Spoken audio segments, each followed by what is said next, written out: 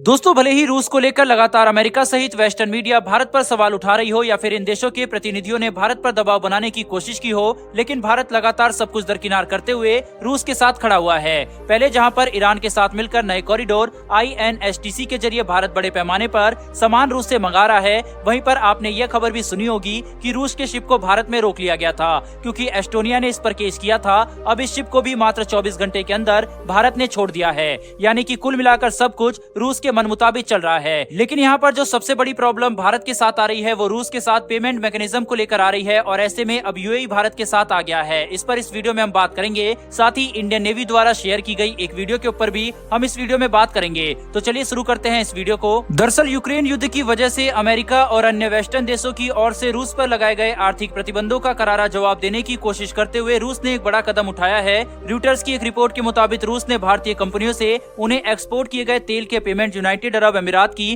Currency दिरहम में करने की मांग की है। रेफरेंस के तौर पर आप स्क्रीन पर आर्टिकल भी देख सकते हैं। बता दें कि पश्चिमी देशों के रूस पर प्रतिबंधों की वजह से रूस ने अमेरिकी डॉलर में कारोबार से दूरी बनाने का फैसला किया था। इस साल फरवरी में यूक्रेन पर हमले के बाद अमेरिका समेत पश्चिमी देशों ने रूस पर कई तरह के आर्थिक प्रतिबंध लगाए हैं। रॉयटर्स की रिपोर्ट के मुताबिक भारत की एक तेल कंपनी को किए गए तेल एक्सपोर्ट का बिल देखने से ये पता चलता है कि एक्सपोर्ट के लिए कैलकुलेशन तो डॉलर में की गई है, लेकिन बाद में रूस ने इस भारतीय कंपनी से दिरहम में भुगतान करने की रिक्वेस्ट की है। आपको बता दें कि रूस की सबसे बड़ी तेल कंपनी रोसनेफ्ट यूएई में बेस्ड ट्रेडिंग कंपनियां एवरेस्ट एनर्जी और कोरल एनर्जी के जरिए भारत में कच्चे तेल एक्सपोर्ट कर रही है, क्योंकि चीन के बाद अब भारत रूसी तेल का सबसे बड़ा खरीदार बन चुका है। यूक्रेन युद्ध की वजह से पश्चिमी प्रतिबंधों के चलते कई तेल इम्पोर्टर्स ने रूस के तेल से दूरी बना ली है। इस वजह से रूस को भारी छूट में तेल बेचना पड़ रहा है। वहीं पर रूस के इस भारी छूट वाले तेल का फायदा उठाने वालों में भारत भी शामिल है, जो आमतौर पर पहले एक्सपोर्ट चेंजेस ज्यादा होने की वजह से रूस का तेल कम ही खरीदता था, मगर जून में सऊदी अरब को पीछे ढकेलते हुए रूस भारत में तेल का दूसरा सबसे बड़ा सप्लायर बन गया है। कुछ रिपोर्ट्स का कहना है कि 2 भारतीय तेल कंपनियों ने तो पहले ही रूस को दिरहम में पेमेंट भी कर दी है और आने वाले दिनों में रूस को दिरहम में और भी भुगतान किया जा सकता है। यहाँ पर सबसे बड़ी बात यह है कि यूक्रेन युद्ध को लेकर पश्चिमी देशों के दबाव के बावजूद यूएई ने निष्पक्ष रूप बनाए रखा है और उसने रूस पर किसी तरह का प्रतिबंध नहीं लगाए।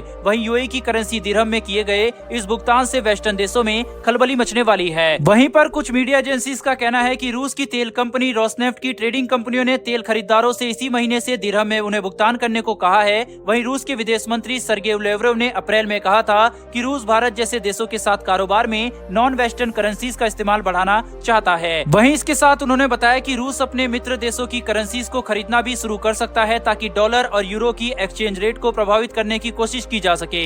इसके अलावा रूस यूएई की करेंसी एक्सचेंज दिरहम और उज्बेकिस्तान की करेंसी सोम में कारोबार शुरू करने की तैयारी कर रहा है। वहीं भारत के रिजर्व बैंक ने भी बीते हफ्ते में अंतर्राष्ट्रीय कारोबार के लिए नए मैकेनिज्म पेश किया था। वहीं इससे तो ये साफ दिखता है कि यूएई भी भारत के साथ खड़ा होकर निष्पक्ष रूप से रूस की मदद करेगा। खैर, भारत के यूएई और रूस दोनों के साथ अच्छे रिश्तों के लिए कमेंट बॉक्स में जय हिंद जरूर लिखें। बहरहाल दोस्तों, बढ़ते हैं दूसरी खबर की तरफ, जो कि भारत के डिफेंस क्षेत्र से जुड़ी हुई है। दरअसल खबर मिली है कि बोइंग कंपनी के FA-18 सुपर हॉर्नेट ने गोवा में स्थित इंडियन नेवल स्टेशन पर अपना ऑपरेशनल डेमो पूरा कर लिया है। इसकी जानकारी अमेरिका की डिफेंस फर्म ने एक स्टेटमेंट जारी करते हुए दी है। बोइंग ने इस स्टेटमेंट में बताया है कि सुपर हॉर्नेट के इंडियन नेवी में शामिल होने के बाद नेवी की क्षमता में कई गुना इजाफा होगा, क्योंकि इन लड़ाकू विमानों में एयर टू एयर और एयर टू ग्राउंड मिसाइल के अलावा गाइडेड बॉम्ब भी लोड किए जा सकते हैं। रिपोर्ट्स के अनुसार बताया जा रहा है कि इंडियन नेवी शुरुआत में ऐसे 26 एयरक्राफ्ट खरीद सकती है। दरअसल इंडियन नेवी एक ऐसे एयरक्राफ्ट को खरीदने की तैयारी कर रही है जो न्यूक्लियर पेलोड की डिलीवरी करने में सक्षम हो। इसके साथ ही ये मिसाइल के अलावा गाइडेड बॉम्ब को भी लोड कर सके। बताया जा रहा है कि अगर इन विमानों को इंडियन नेवी खरीदती है